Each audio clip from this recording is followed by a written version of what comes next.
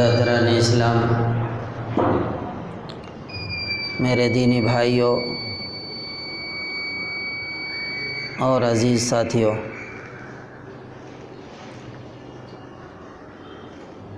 قرآن کریم کی ایک آیت آپ کے سامنے تلاوت کی گئی ہے۔ یہ 15ویں پارے کی شروع کی آیت ہے۔ اس کا تعلق واقعہ معراج سے ہے۔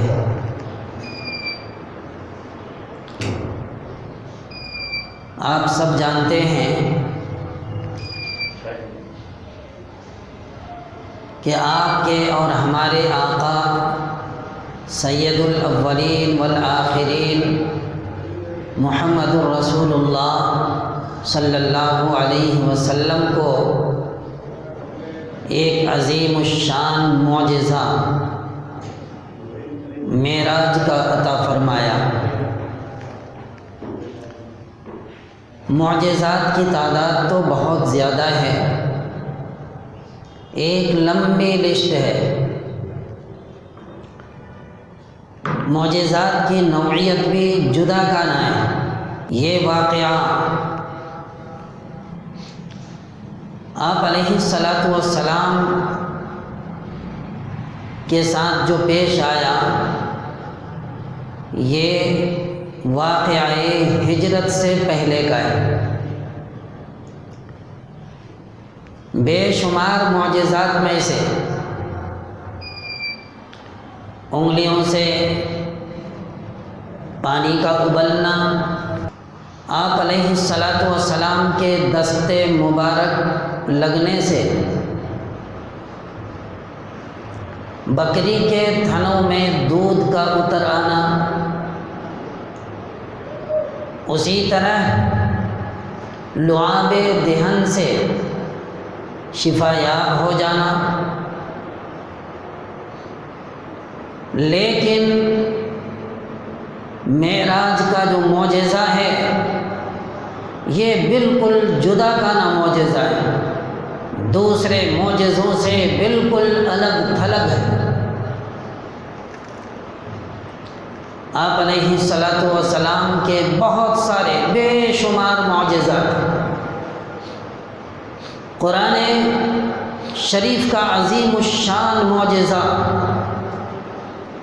تو قیامت تک اپنے اعجاز کا سکہ بٹھاتا رہے گا اور اپنے معجزانہ زاویے بتاتے رہیں گے۔ معجزہ شق القمر بھی قرآن مجید یاد دلاتا رہے گا۔ یہ تیسرا معجزہ معراج کا بھی ایمان و یقین کی دنیا میں ہمیشہ روحانیت کو تازہ کرتا رہے گا۔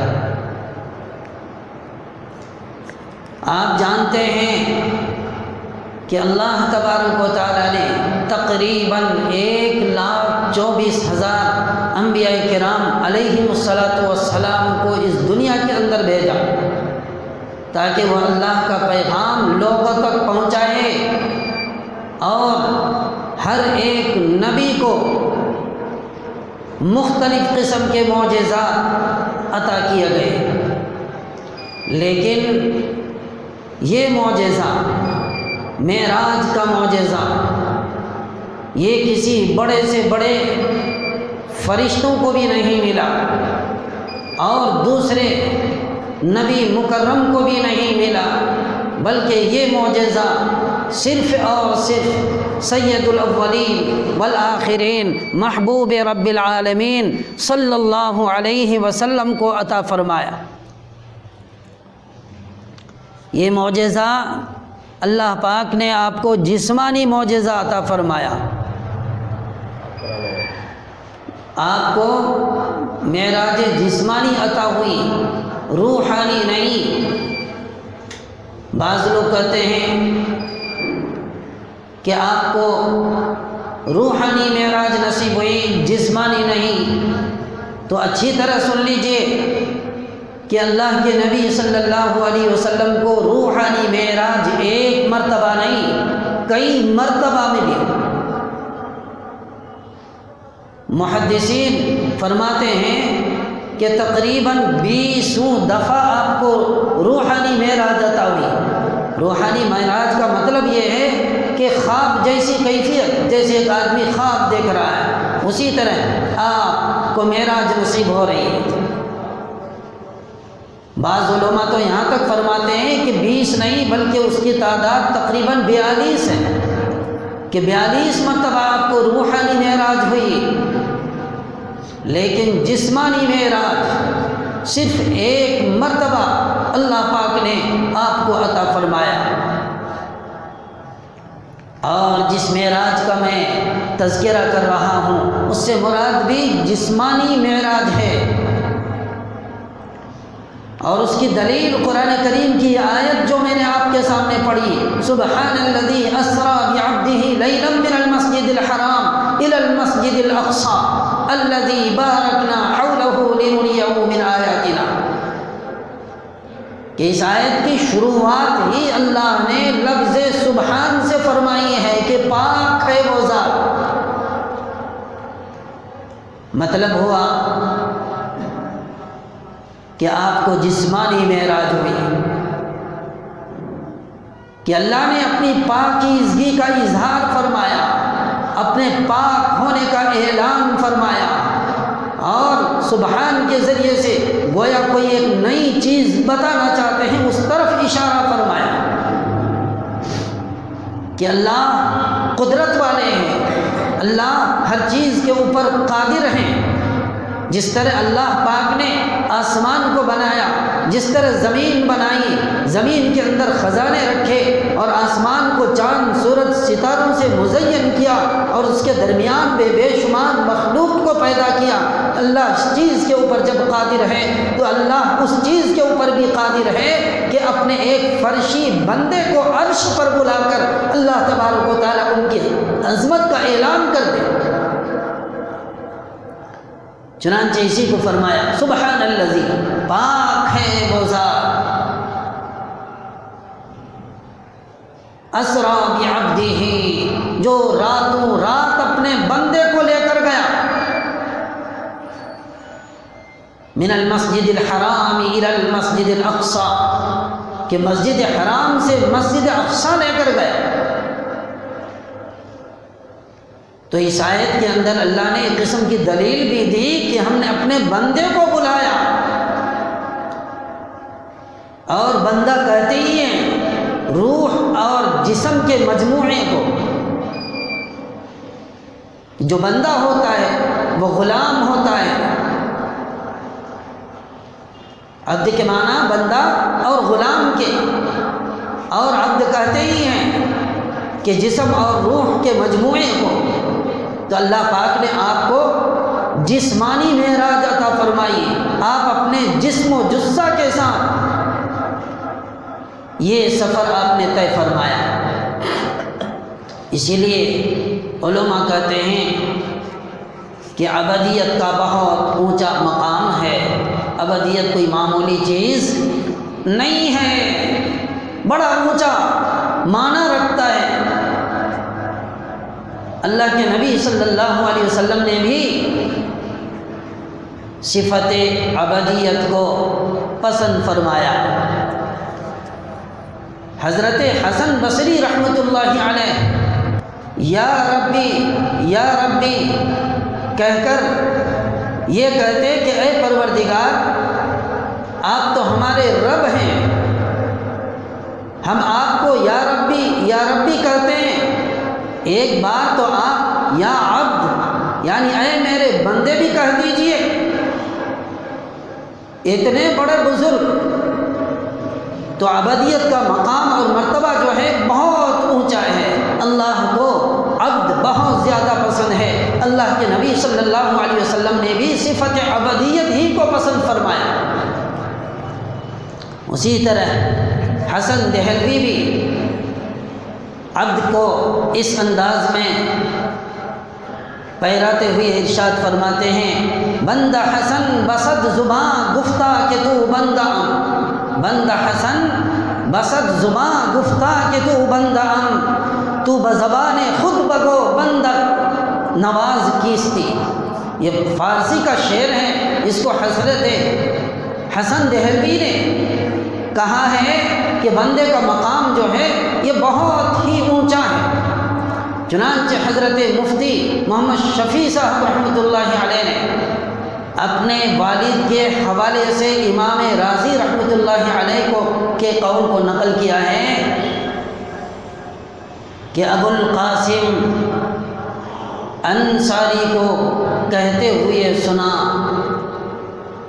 کہ معراج کی شب میں اللہ پاک نے اپنے نبی سے پوچھا کہ میں نے تمہیں بہت سارے القاب سے نوازے، ان القاب میں تمہیں سب سے زیادہ بہترین پسندیدہ اور محبوب عمل کون سا لقب ہے؟ تو اللہ کے نبی صلی اللہ علیہ وسلم نے فرمایا کہ مجھے بندہ رہنا یعنی صفت عبدیت سب سے زیادہ پسند ہے. اسی لیے اللہ پاک نے قرآن کریم کی اس آیت کی شروعات ہی سبحان الذی اسری بعبدہ سے ہے کہ نبی نے عبد کو پسند فرمایا تو عبد ہی سے اس آیت کی شروعات فرمائی. الغرض یہ کہ مقام عبدیت یعنی بندے کا مقام جو ہے بڑا اونچا ہوا کرتا ہے، اس لیے اللہ پاک نے اپنے بندے کو فرش سے عرش کے اوپر بلایا. اسی طرح کلمے کے اندر بھی اللہ نے کلمہ جو ہے اس کے اندر بھی ذکر فرمایا گیا، اشہد ان لا الہ الا اللہ واشہد ان محمدا عبدہ ورسولہ، کہ میں اس بات کی گواہی دیتا ہوں کہ اللہ کے سوا کوئی معبود نہیں، اور مزید اس بات کی گواہی دیتا ہوں کہ حضرت محمد صلی اللہ علیہ وسلم اللہ کے بندے اور اس کے رسول ہیں. تو اللہ عبد کہہ کر بندوں کو یہ سمجھانا چاہتے ہیں کہ میں نے اپنے بندے کو آسمان کے اوپر بلایا اور معراج عطا فرمائی. معراج کا معجزہ کوئی معمولی معجزہ نہیں، یہ کسی دوسرے نبی کو نصیب نہیں ہوا، فرشتوں کو بھی نہیں ملا، یہ آخری نبی جناب محمد الرسول اللہ صلی اللہ علیہ وسلم کو معراج کا معجزہ عطا فرمایا. تو کہیں ایسا نہ ہو کہ لوگ اللہ کے نبی صلی اللہ علیہ وسلم پر الوہیت کا شبہ کرنے لگے، شک کرنے لگے کہ کہیں ایسا تو نہیں ہے کہ آپ خدا ہیں. تو اللہ بتانا چاہتے ہیں کہ خدا تو میں ہی ہوں، یہ میرا بندہ ہے، میں ہر چیز کے اوپر قدرت رکھتا ہوں، تو اس کے اوپر بھی قدرت رکھتا ہوں کہ بندہ فرشی ہونے کے باوجود بھی عرش کے اوپر پہنچ جائے. چنانچہ اللہ کے نبی صلی اللہ علیہ وسلم کو اللہ پاک نے جسمانی معراج عطا فرمائی. اس معراج کا آغاز حضرت ام ہانی رضی اللہ تعالی عنہا کے مکان سے ہوتا ہے کہ آپ علیہ الصلاۃ والسلام حضرت ام ہانی کے مکان میں سو رہے ہوتے ہیں. حضرت جبرائیل امین اپنے دیگر چند فرشتوں کے ساتھ دروازے سے نہیں بلکہ چھت کھول کر چھت کے اوپر سے تشریف لاتے ہیں. یہاں بھی یہ بتانا مقصود ہے کہ عام طور سے جس طرح دروازے سے داخل ہوا جاتا ہے، حضرت جبرائیل دروازے سے نہیں بلکہ چھت کے اوپر سے آ کر اس بات کی طرف اشارہ کرنا چاہتے ہیں کہ آپ کے ساتھ جو واقعہ پیش آنے والا ہے یہ انوکھا واقعہ، بالکل عجیب و غریب واقعہ ہوگا.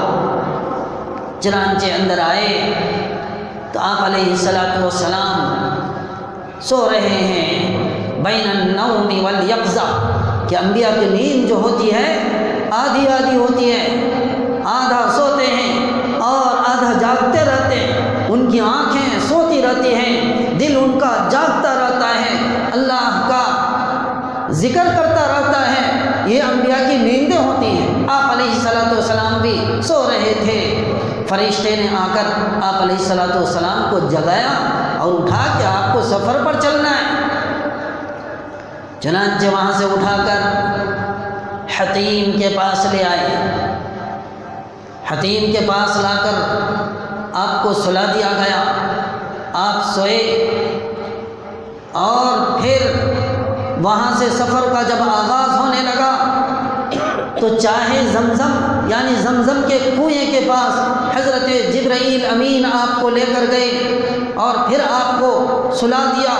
سلانے کے بعد آپ علیہ الصلوۃ والسلام کے سینہ اطہر کو چاک کیا گیا، یعنی دو حصے کیے گئے، بالکل الگ کر دیا گیا۔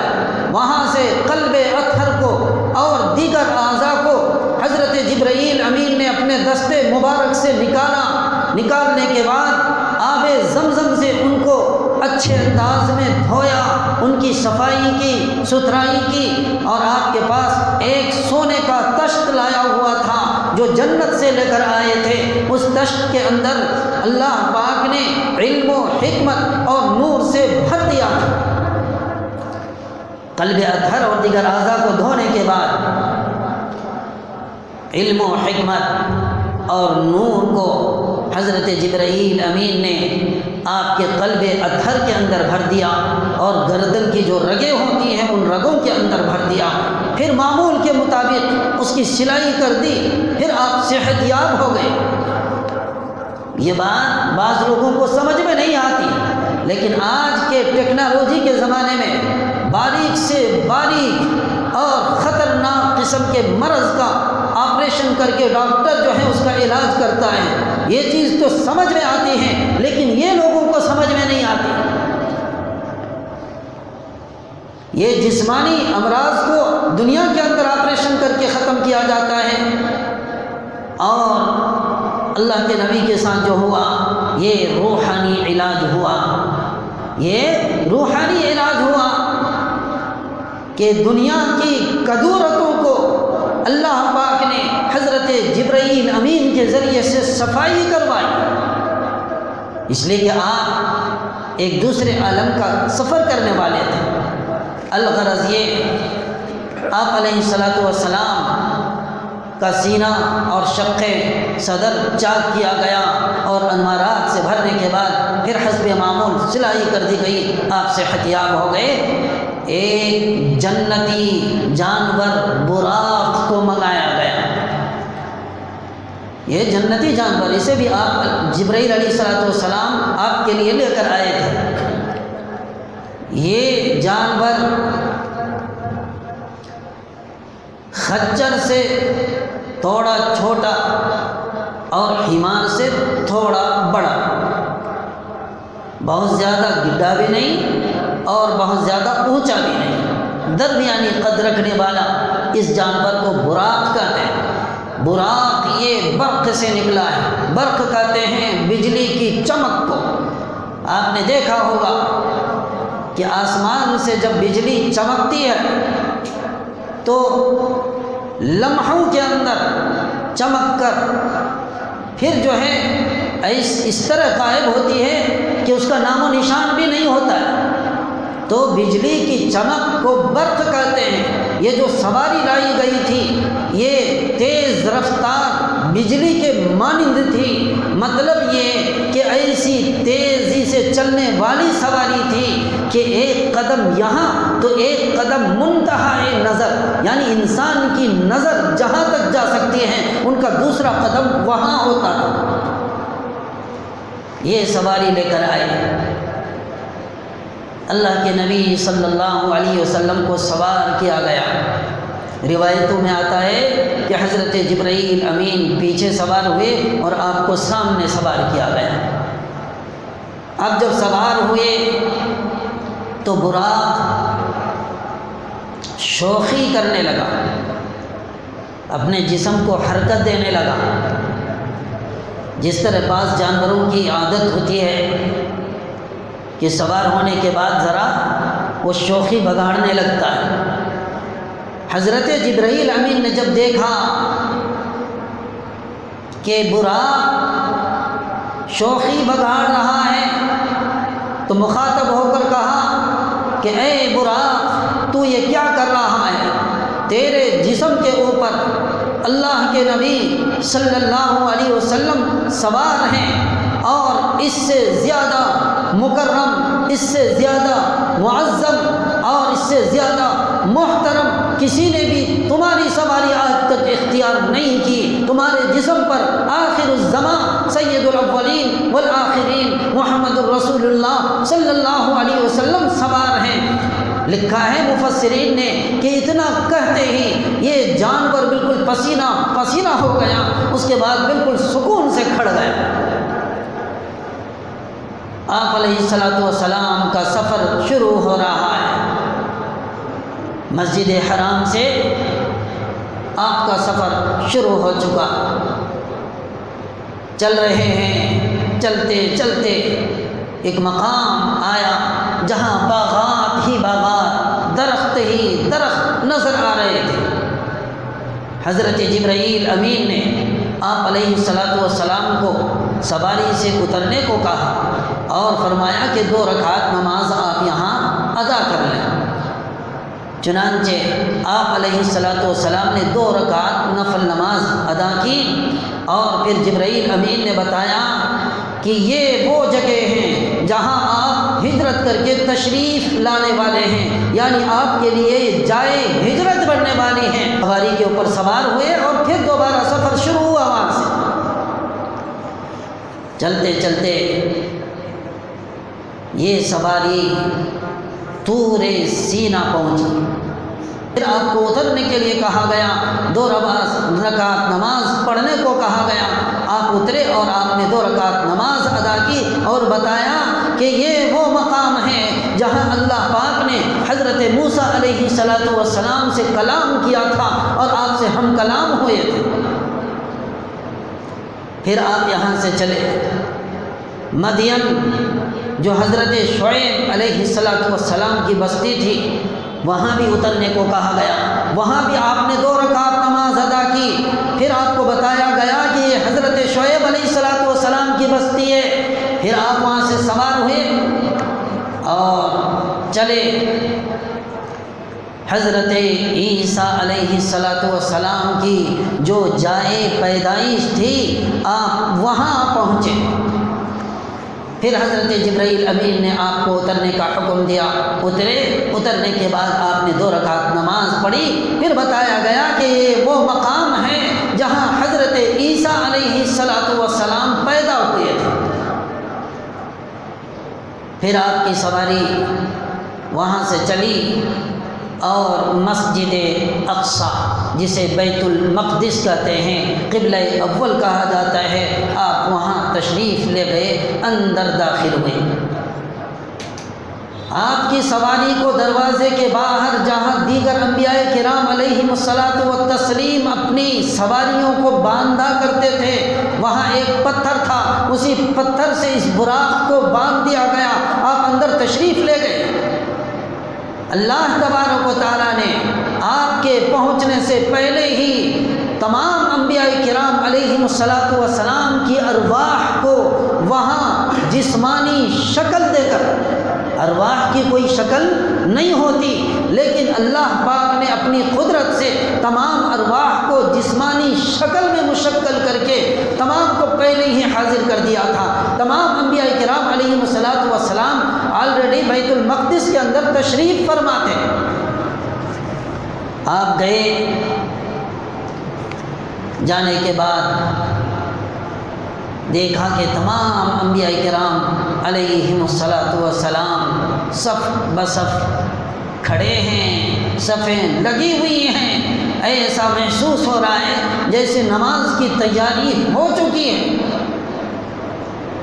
تو اب مسئلہ امامت آیا کہ یہاں تو تمام انبیاء ہیں، حضرت آدم علیہ السلام سے لے کر آخری نبی تک جتنے انبیاء تھے سب کے سب ہیں، بڑے سے بڑے نبی بھی ہیں، رسول بھی ہیں، وہاں ابو البشر حضرت آدم علیہ السلام بھی ہیں، اور آدم ثانی حضرت نوح علیہ السلام بھی ہیں، حضرت عیسیٰ بھی ہیں، حضرت موسیٰ کلیم اللہ بھی ہیں، حضرت ابراہیم خلیل اللہ بھی ہیں۔ سوال یہ ہے کہ امامت کرے تو کون کرے؟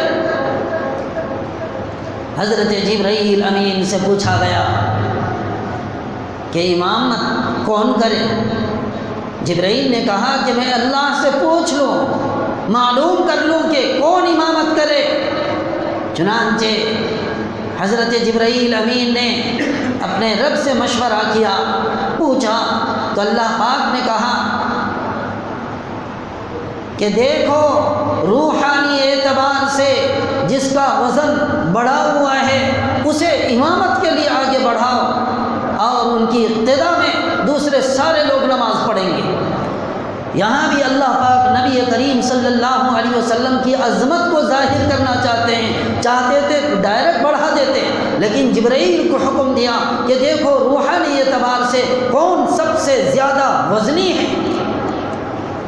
حضرت جبرائیل امین نے جانچا، پرکھا اور دیکھا، پھر کہنے لگے آفا کہا گردیدہ ام مہر بتا ورزیدہ ام بسیار خوباں دیدہ ام، تو چیزیں دیگری کہ میں نے آسمان سے لے کر زمین تک کا سفر کیا، تمام انبیاء سے میری ملاقاتیں ہوئیں، اللہ کی وحی لے کر ہر ایک کے پاس حاضر ہوا، لیکن جب روحانی بات پرکھنے کی آتی ہے وزن کے اعتبار سے کہ کس کی روحانیت کتنی زیادہ وزنی ہے، تو میں نے آپ علیہ الصلوۃ والسلام سے زیادہ کسی نبی اور رسول کو وزنی نہیں پایا۔ مطلب یہ ہے کہ روحانی اعتبار سے آپ سب سے زیادہ وزنی نظر آئے، چنانچہ آپ کو آگے بڑھایا گیا، گویا آپ علیہ الصلوۃ والسلام کی امامت ہوئی، تمام انبیاء کرام علیہ الصلوۃ والسلام نے آپ کی اقتداء کی، آپ امام بنے، یعنی امام بھی کیسا؟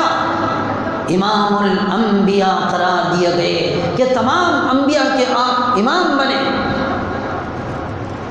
اسی لیے اللہ نے آپ کو سب سے اخیر کے اندر بھیجا کہ آپ آخری نبی ہیں، اس کے بعد نبوت کا سلسلہ ہی بند ہے۔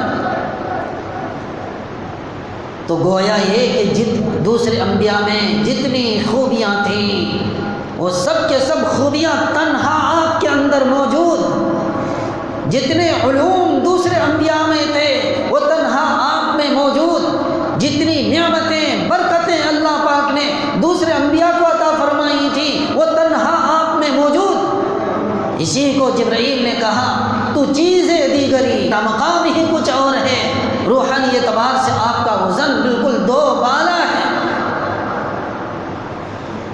تو دوستو بزرگوں، حضرت رسول کریم صلی اللہ علیہ وسلم امام الانبیاء قرار دیے گئے۔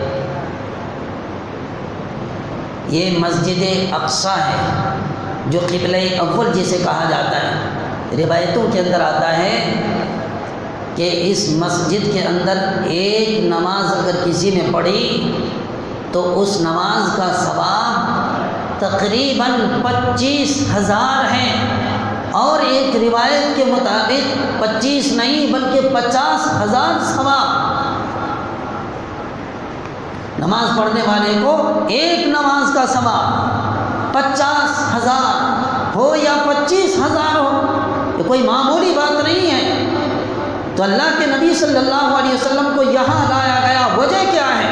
اس آیت کے اوپر آپ غور کریں گے تو ساری وجوہات معلوم ہو جائیں گی۔ فرمایا سبحان الذی اسری بعبدہ لیلا من المسجد الحرام الی المسجد الاقصی، کہ پاک ہے وہ ذات جس نے اپنے بندے نبی کریم صلی اللہ علیہ وسلم کو راتوں رات مسجد حرام سے مسجد اقصی کا سفر کرایا۔ لِنُرِيَهُ مِنْ آیَاتِنَا، کیوں؟ تاکہ ہم اپنی کچھ نشانیاں، کچھ ایسی چیزیں ہم ان کو دکھلائیں جو آپ نے اس سے پہلے نہیں دیکھا تھا۔ مسجد حرام سے مسجد اقصی تک کے درمیان ہو، یا مسجد اقصی کے ارد گرد، یا مسجد اقصی کے بعد جو آسمان تک کا سفر ہونے والا ہے، اس دوران اللہ پاک فرماتے ہیں کہ تاکہ ہم ان کو کچھ نشانیاں دکھلائیں۔ وہ مادی نشانیاں بھی ہیں، روحانی نشانیاں بھی ہیں۔ مادی نشانیوں میں نہریں ہیں، دریا ہیں، اور پھل پھول میوہ جات ہیں، یہ مادی نشانیاں کہ وہاں کثرت سے پیدا ہوتے ہیں، اور روحانی نشانی کا مطلب یہ ہے کہ بیت المقدس کوئی معمولی جگہ نہیں ہے، یہ بہت ہی عظمت والی، بہت ہی بابرکت جگہ ہے۔ یہاں بہت سارے انبیاء کو اللہ تبارک و تعالیٰ نے نبوت عطا فرمائی، بہت سارے انبیاء کا مسکن ہے، یہ مرکز تھا انبیاء کے لیے کہ بہت سارے انبیاء آئے اور آپ کا مسکن قرار پایا، بہت سارے انبیاء کا مدفن ہے کہ وہیں پر انتقال ہوا اور وہیں پر دفن کر دیے گئے۔ تو یہ روحانی چیزیں ہیں، مادی چیزیں بھی بتلائی گئیں اور روحانی نشانیاں بھی بتلائی گئی کہ آپ وہاں لائے گئے، اور اللہ چاہتے تو مسجد حرام ہی سے آپ کو آسمان کے اوپر بلا لیتے، لیکن یہاں کیوں لایا؟ تو کہتے ہیں کہ یہاں اس لیے لایا کہ جتنی زمین ہے اللہ کی، ان تمام زمینوں میں سب سے اونچی جگہ کہلاتی ہے یہ، اور وہاں سے آسمان کا حصہ بالکل بہت زیادہ قریب ہوتا ہے، اس لیے اللہ پاک نے وہاں بھیجا۔ حضرت عیسیٰ علیہ السلام کو اللہ نے آسمان پر اٹھا لیا، آپ جب دوبارہ اتریں گے تو وہیں بیت المقدس میں شام ہی کے اندر اتریں گے۔ لِنُرِيَهُ مِنْ آیَاتِنَا، تاکہ کو بہت ساری اپنی نشانیوں کو ہم دکھلائیں، مادی اعتبار سے بھی اور روحانی اعتبار سے بھی۔ إِنَّهُ هُوَ السَّمِيعُ الْبَصِيرُ، کہ اللہ تبارک و تعالیٰ سننے والا بھی ہے اور جاننے والا بھی ہے، ہر اس بات کو جانتا ہے جو ہم نہیں جانتے، اور ہر اس چیز کو دیکھتے ہیں جس کو ہم دیکھ نہیں سکتے۔ تو اپنے بندے کو اپنی قدرت کاملہ سے اللہ نے مسجد حرام سے مسجد اقصیٰ کا سفر کرایا، اس سفر کو سفر اسراء کہتے ہیں۔ اس کے بعد کا جو سفر ہوگا یہاں سے آسمان تک کا، اسے سفر معراج کہا جاتا ہے۔ تو آج یہیں تک بس کرتا ہوں، دعا کیجئے کہ اللہ پاک معراج نبی کا جو معجزہ ہے یہ ہم سب کے لیے عبرت بنائے۔ وَذَكِّرْهُمْ بِأَيَّامِ اللَّهِ، اللہ نے ان واقعات کو ذکر کرنے کا حکم دیا ہے کہ لوگوں کے سامنے سناؤ، اس طرح ایمان تازہ ہوتا ہے، لوگوں کو عبرتیں ملتی ہیں۔ تو اللہ ہمیں توفیق دے کہ ہم عبرت حاصل کر کے اللہ کی معرفت حاصل کریں اور نبی کریم صلی اللہ علیہ وسلم کے اتباع کرنے والے بنیں۔ وآخر دعوانا ان الحمد للہ رب العالمین۔